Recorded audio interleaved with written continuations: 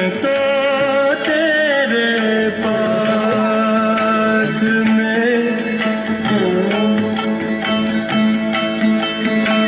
मुझको कहाँ ढूंढे रे बंदे।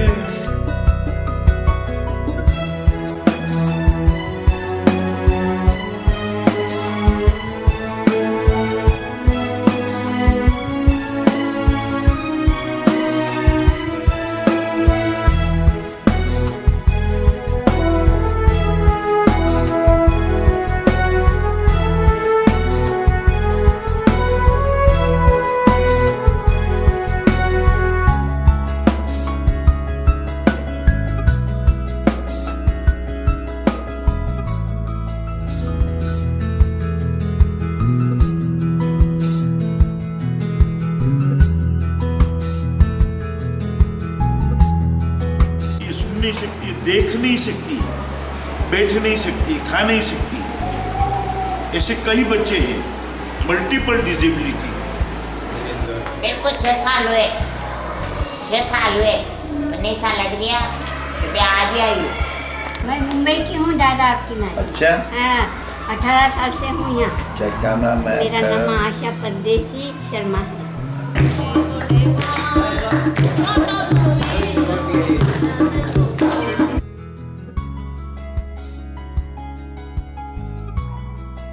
जय श्री स्वागतम आपका। ये सेवाधाम है, वाकई ही सेवाधाम नाम है। ये है स्वर्ग से सुंदर। जो मेरे पैर में कीड़े पड़े थे बाबूजी, हकीकत है, मगर इलाज के लिए कोई तैयार नहीं था। सुधीर भाई जी जो संस्थापक है, व्यवस्थापक है, सब कुछ है। और यहाँ के जो डॉक्टर हैं, यहाँ की जो सिस्टम है, ये सब की तरफ से आज मेरा पैर, दोनों पैर के कीड़े ख़त्म हो गए और मैं 75% अच्छा हूँ। मधुबन खुशबू देता है, सागर सावन देता है। मग्नेनेषु पताराय अस्मानि विश्वानि देव। समय बहुत कम है, अभी हमारे कार्यक्रम में थोड़ा 1 घंटा विलंब हो गया, लेकिन आप यहाँ आ गए, यह हमारे लिए बहुत ही खुशी की बात है।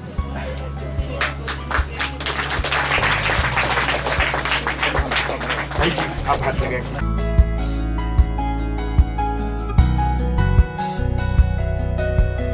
आदरणीय डॉक्टर सुब्बाराव, सुधीर जी, महेंद्र जी, मोहम्मद शफी जी, आड़ा साहब, सैगल साहब, मिसेस सैगल और सब मेरे बहनों और भाइयों, बस मुझे एक कहानी याद आती है कि महात्मा बुद्ध के शिष्य आनंद बहुत मशहूर थे। एक बार वो एक गांव से निकले, कस्बा था, तो जहाँ ठहरे वहाँ पर एक बहुत ही सुंदर वेश्या उनके पास आई और कहने लगी कि आप मेरे घर चलो। तो उन्होंने कहा कि आज मौका नहीं है, मैं किसी और दिन आऊँगा।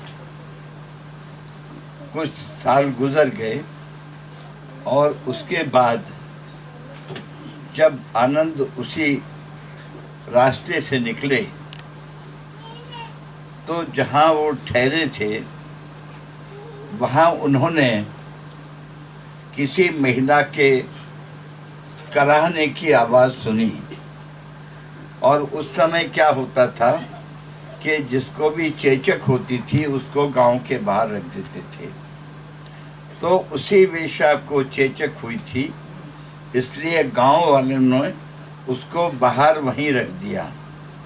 जब आनंद ने देखा तो उनने कहा कि आज ये अवसर है कि तुम मुझे तुम्हारे घर ले चलो, मैं चलने के लिए तैयार हूँ। तो उसकी सेवा के लिए आनंद रुके। जब वो अच्छी थी, जब उसके सुख के दिन थे, जब वो सुंदर थी, तब आनंद उसके घर नहीं गए। लेकिन वह तब गए कि जब वो दुखी थी, कोई देखने वाला नहीं था, कोई शुश्रूषा करने वाला नहीं था, कोई इलाज करने वाला नहीं था। तो ऐसे ही सुधीर भाई हैं कि जो अच्छे में तो ठीक है, सभी आएंगे, लेकिन जिस जिस को दुख होगा दुनिया में, जहाँ जहाँ होगा, चाहे वो रेलवे स्टेशन हो, चाहे वो गंदी बस्ती हो, चाहे वो सड़क हो, चाहे जो गली हो, जिस तरह से आनंद ने उस वेश्या से कहा कि आज तुम्हारे घर चलने का अवसर है, और वो उस महिला को ले गए, ऐसे ही हमारे गोयल साहब ऐसे लोगों को अपने इस घर में ले आते हैं कि जिनको आवश्यकता है। मैं अपनी ओर से बहुत बहुत बधाई देता हूँ, अभिनंदन करता हूँ उनका कि वो जो ये पुण्य कार्य कर रहे हैं। मैं ये समझता हूँ कि ये अनूठा काम है, एक अभिनव काम है, और उसमें मेरे मित्र डॉक्टर सुब्बा राव जी जुड़े हुए हैं। ये मुझे और खुशी है। आप सबका बहुत बहुत धन्यवाद। मैं आपके प्रति गोयल जी कृतज्ञता व्यक्त करता हूँ कि आपने मुझे अवसर दिया, मैं आऊँ और सब चीज़ों को देखूँ। बहुत बहुत धन्यवाद। जय हिंद।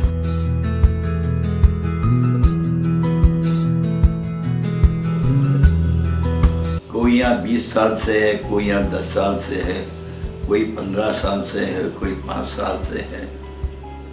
ऐसे लंबे अरसे तक यहाँ लोग रहते हैं, और रहते नहीं, इसको अपना घर समझते हैं। मेरी ऐसी मान्यता है कि अपने लिए तो हर इंसान जीता है, बल्कि जानवर और पशु पक्षी भी अपने लिए जीता है।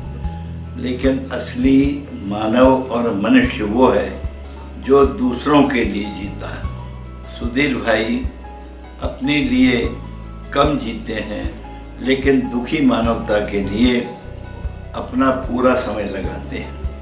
ऐसा ये सेवा धाम है कि जहाँ पर दुखी मानवता को स्थान मिलता है।